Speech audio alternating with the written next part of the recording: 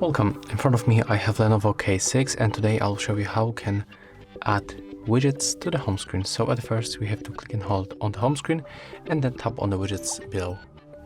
As you can see, when we are here we can pick widget that we want to attach to the screen. For example, I'm going to pick this one, click, hold and then drag it wherever you want, for example in this place.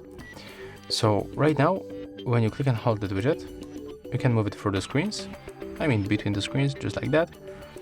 When you click on it, you can open that application that it's linked with the widget. So in my case, there's the simple clock application. And if you want to remove it, just click, hold, and then drag it for the upper section of the screen.